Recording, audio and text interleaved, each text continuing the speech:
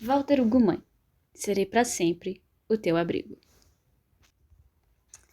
A minha mãe, Dona Antônia Alves, e ao meu pai, Senhor Jorge Lemos, que me abrigam.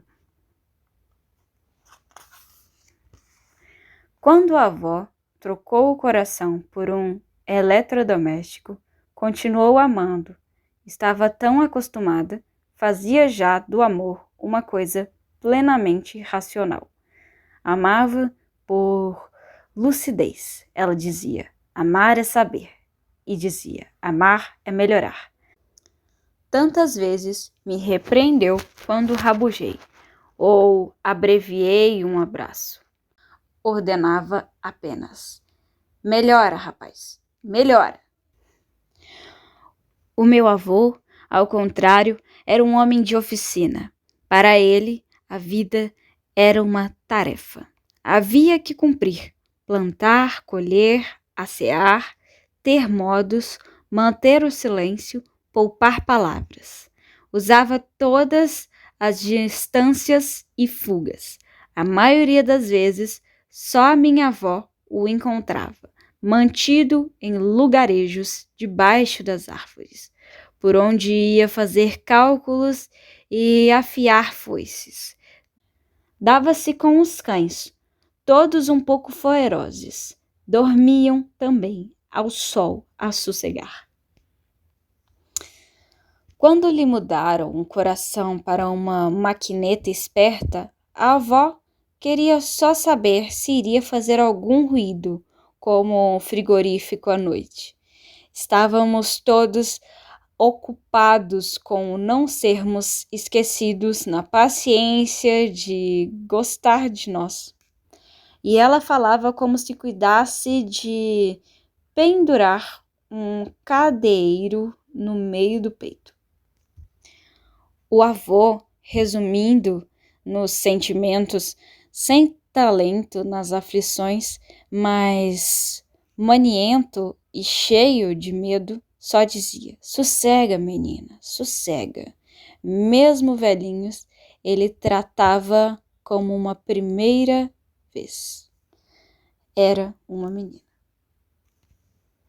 Na nossa casa, a cozinha foi sempre do vovô.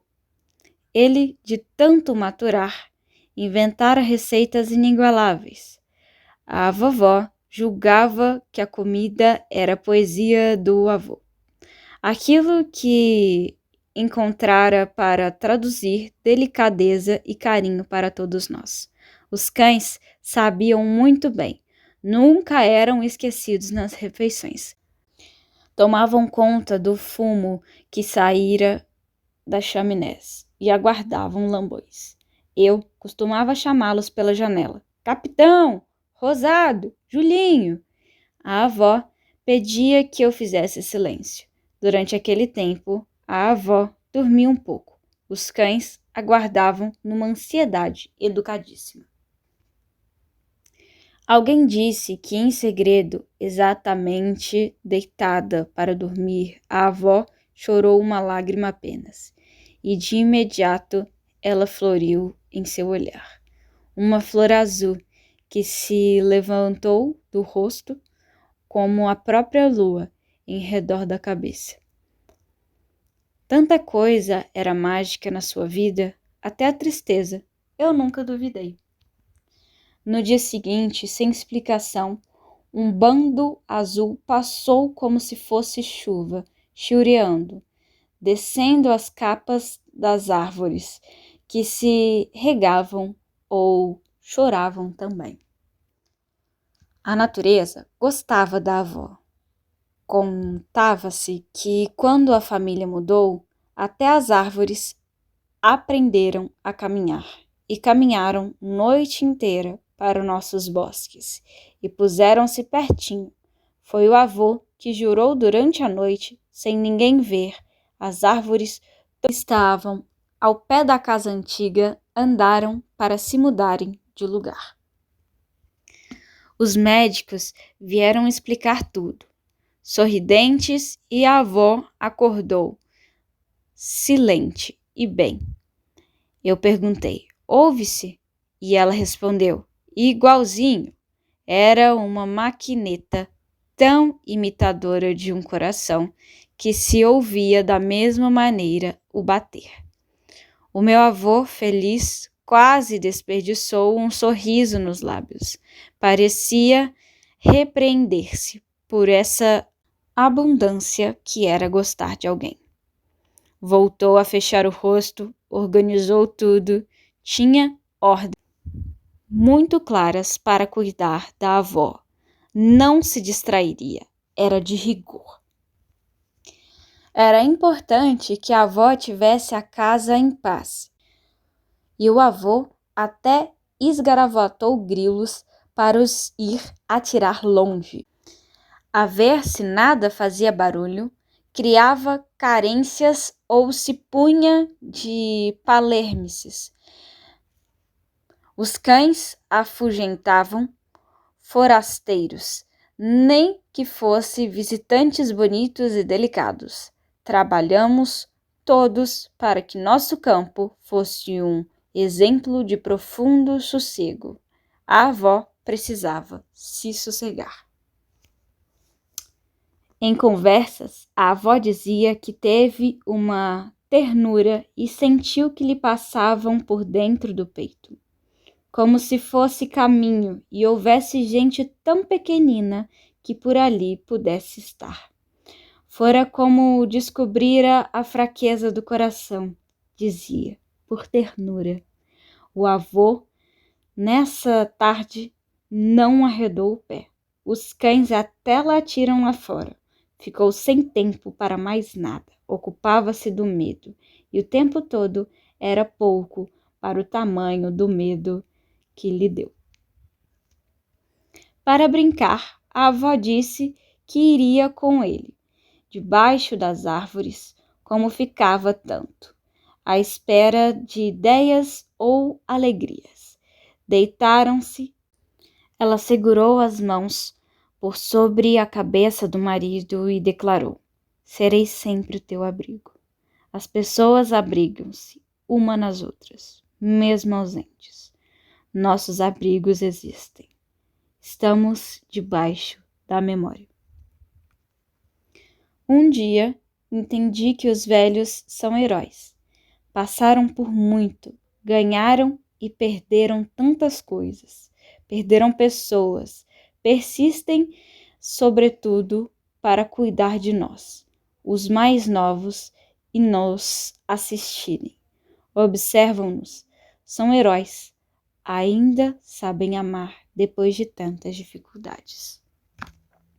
A avó era puro amor, e o avô, que dizíamos ter um ratinho a correr numa roda ao invés de um coração, amava por igual.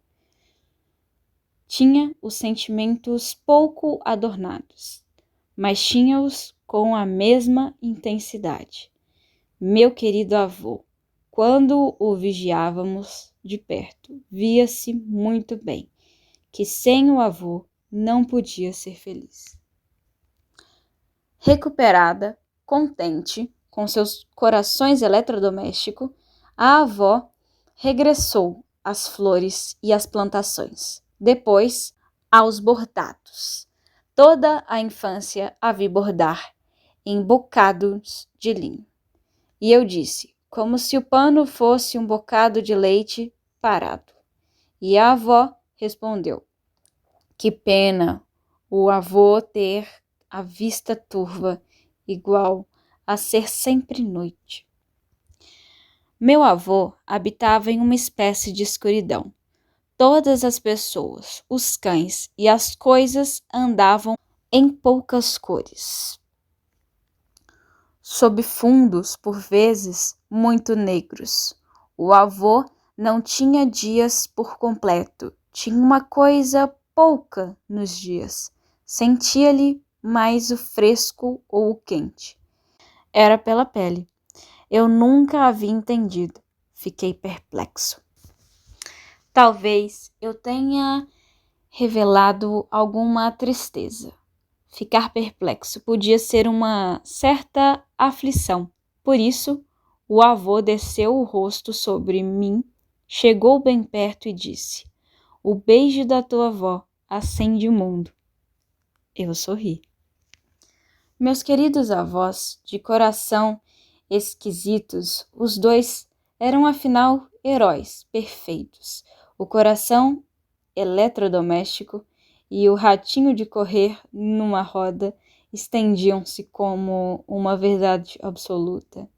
Aprender isso foi do mais importante da vida. Eu disse, serão sempre o meu abrigo. Nota do autor.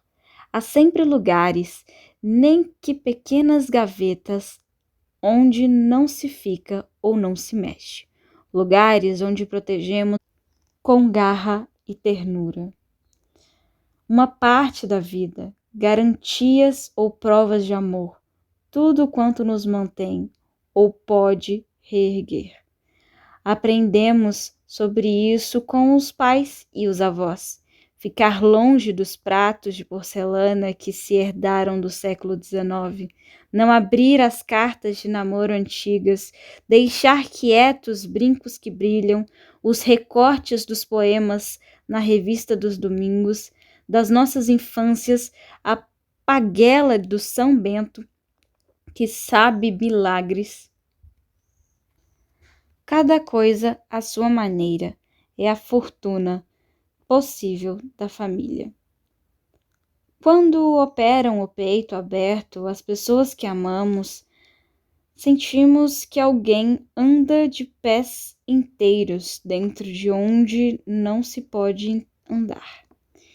Pensamos que a chegada a hora de usar toda a ternura e fortuna, porque não importa mais nada senão a gloriosa saúde.